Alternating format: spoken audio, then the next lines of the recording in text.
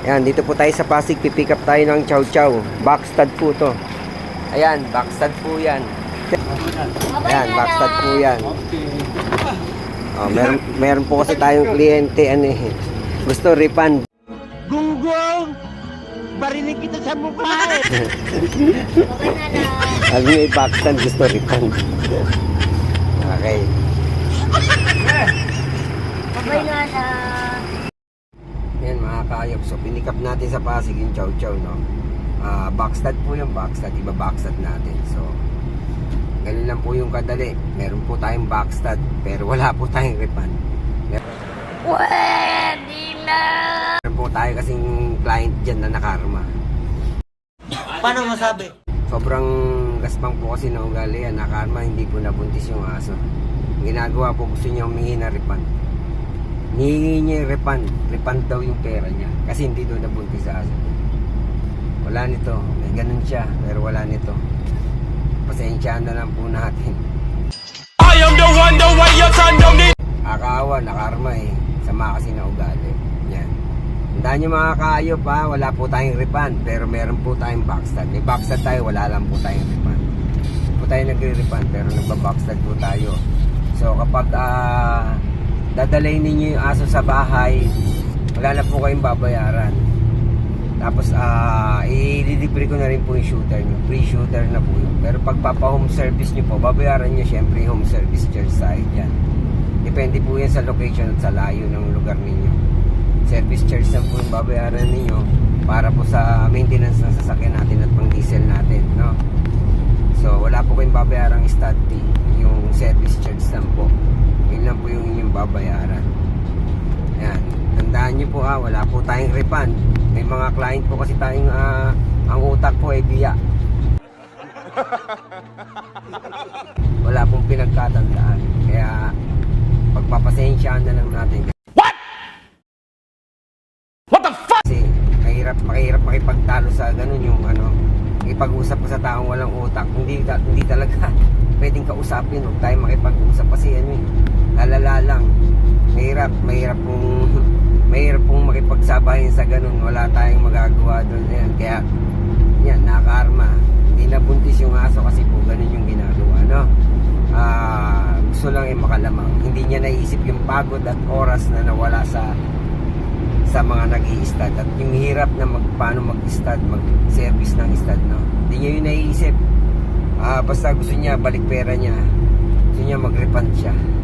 So wala po tayong ganon, wala po tayong refund mga kahayop. So pasensya na po. At backstud din po natin aso nyo. Kahit sa lugar ninyo, babaksadan po natin yan. Basta syempre meron po tayong service charge. Pero gaya ng sabi ko sa inyo, kapag kayo yung pupunta sa bahay, wala na po kayong babayaran, ililibre ko na rin po yung shooter. Seriously, what the fuck are you doing? So kahit magtanong kayo sa iba, babayaran nyo yung shooter, tatawag pa yung shooter, bayad nyo yung shooter.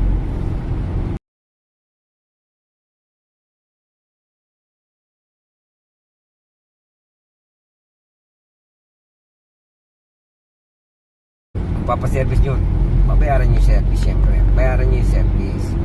Sa amin po, nililibre namin ng shooter.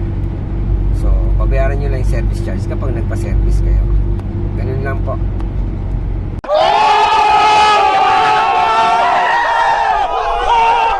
"72 hours later." Constant tayo ng chow-chow. Ang ganda. Yan. Indication na testing na po yan, no? Makikita nyo kapag pinatapik-tapik ng lambot, pumapaling-paling at tumataas na yung buntot tayo, no? Ba't parang masama ang loob nyo, ha? Angat na, no? Yan po yung fertile na. Yan. Gustong-gusto na yan. Sana all. So, study na natin. 15 minutes later.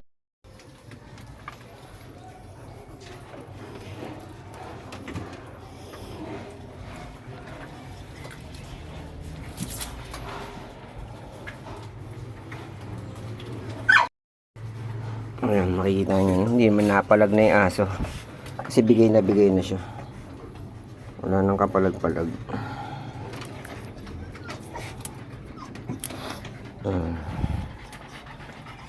Kung gusto na niya.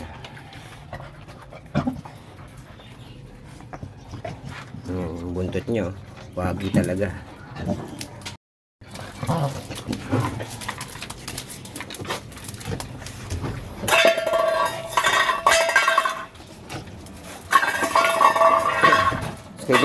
Skay dyan, Tony.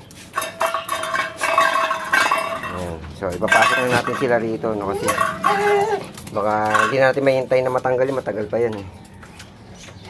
So, baka masampa ng chihuahua yan sa kanang bisyon. Hey! Malis kayo dyan, alis kayo dyan. Alis na dyan. Hindi kayo kasali dyan, ha? Alis kayo dyan. Bishi! Bichi, alis dyan! Pinasok na natin silang dalawa, no? Kabit ko yan, nakakabit. Para ano? Ayan, kabit yan. No? Kasi iwanan na natin. Alis tayo eh. Baka ano, masampahan ng ibang aso. Yan mga kayop. So, dikit pa din yung inistad natin, no? Ayan. Na chow chow. So, ito po yung chow chow na pinikap natin sa Pasig, no? Backstud po ito, backstud. Ayan. Ayan. Ayan, nagbabackstud po tayo. Nakakabit yan, kita-kita po. Ayan. Ayan, backstud po yan, no? Yung pinikap natin sa Pasig, no? Tagal na po yan, bago ulit nag-hit. So, hindi katulad ng isang kliyente natin dyan. Meron tayong kliyenteng ulul, eh. Gusto niya, ano, refund. Gusto niya i-refund yung pera niya. Hindi daw nabuntis sa atin. Sinabi ng backstud, hindi makapagantay. Gusto niya mag-refund kasi hindi naman daw nag-hit yung aso niya. Gago! So, kasalanan ba natin yun? So, wala tayong kasalanan na hindi nag-hit aso mo. Baka karma mo yan. Yan, baka po karma mo yan kasi tarantado ka. Yung ganun siya kagago. Gusto niya backstud. Ay, ano? Gusto niya refund. Papabarangay daw siya. Eh, sinong di mag-init ulo? Di magpabarangay ka, ungas. Gusto mo pala magpabarangay eh. Pakitaan nyo, no? Yung backstud natin ng chow-chow, no? Yan yung pinikap natin sa Pasig. So, katunayan na nagbabackstud talaga tayo. Gago lang yung meron lang talaga tayong siguro ng pagkakataon na mga ganyan. Di natin entertainin niya kasi malala ka, usap yan eh. Walang utak yan eh. Ang gusto niya refund, ibalik yung pera niya kasi hindi naman daw nabuntis aso niya at saka hindi rin daw nag-hit yung aso niya. Di ba naman ungas? Kasalanan ko ba di mag-hit aso mo? Ikaw nag-aalaga eh. Ikaw rin nakakaalam niya kung kailan mag-hit yan. Di naman kami. Hindi naman kami nag-aalaga ng aso mo eh. Kung hindi mo inaalaga ang maigi, kaya yan. Yan nangyari. Baka nakunan yan. Di mo lang sinabi. So kapag nakunan po kasi yan, dito sa amin mga nakukunan, binabaksad ko pa rin. Walang problema yun. Kasi gusto namin makabuo kayo, makapagpaanak kayo ng mga aso nyo. Supposed to be dapat kapag yan nakunan, wala na talagang backside niya kasi kayo hindi nag-aalaga, kasalanan na talaga na nag-aalaga yun kapag nakukunan, no? Pero sa amin syempre konsiderasyon, hindi naman nabuo at talagang nakunan na nga, hindi nga nabuo yung mga tuta, eh binabackside po namin yun.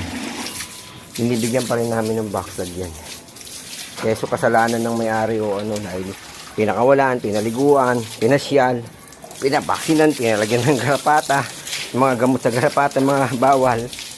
Eh, may matitigas kasi minsan ng ulo. Ganun ang ginagawa. Hindi nila matiis yung aso nila na hindi ilabas eh. Kasi dapat talaga kapag na-istad na po yan, dapat po nakakulong na lang.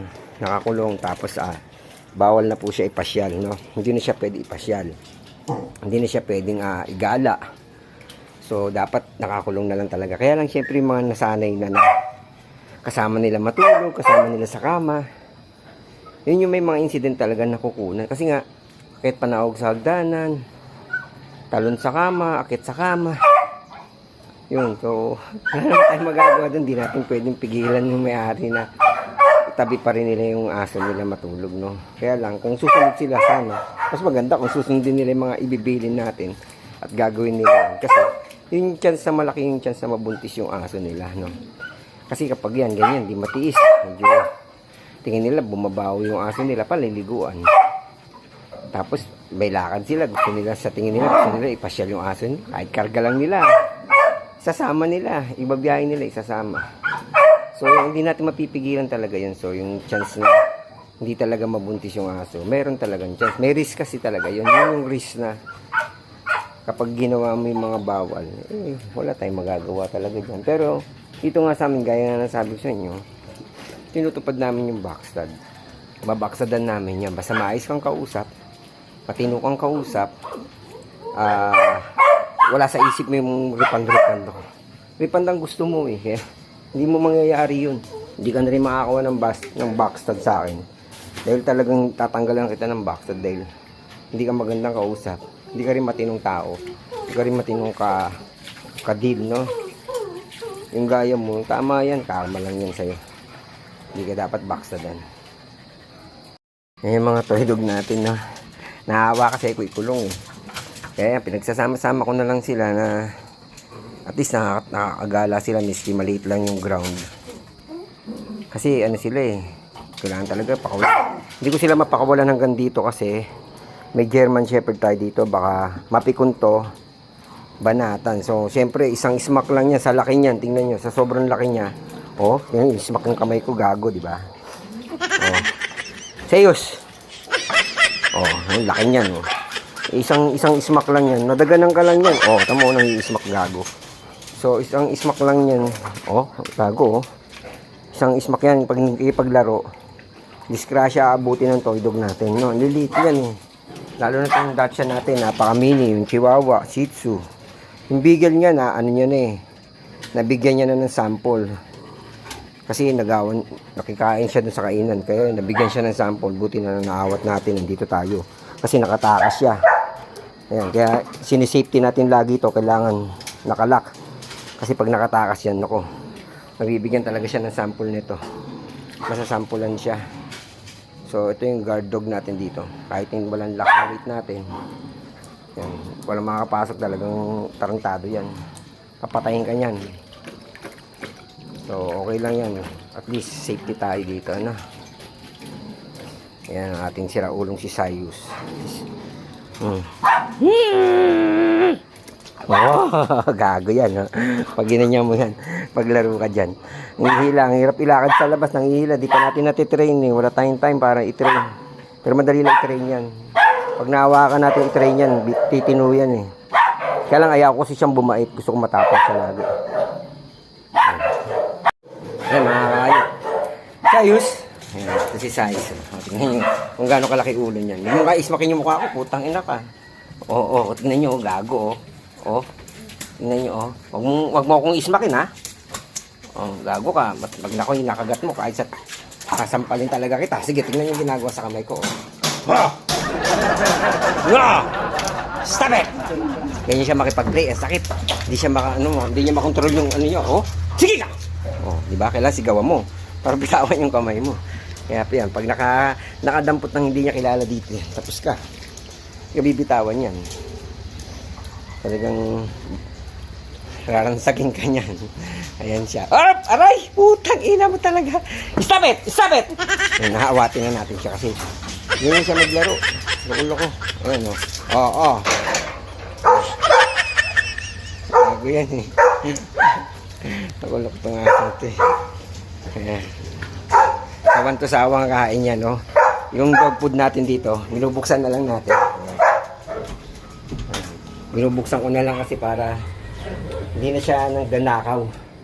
Nagawa niya kasi ninanakaw niya, ikakalat niya. Pag yan nakasarado, kakawin niya yan. Hanggang sa kumalat dito sa sahig, di naman niya ubusin. Igayigan, tapak-tapak, maiian niya pa. So ginagawa natin yan. Ginaganyan natin. Pa-open na siya. Para yan, pag gusto niyo kumain, kakain na lang siya. Ayan. Kulo ko yan, eh. Malakas mga ganyan. Nagnanakaw ng dog food dyan. Takaw.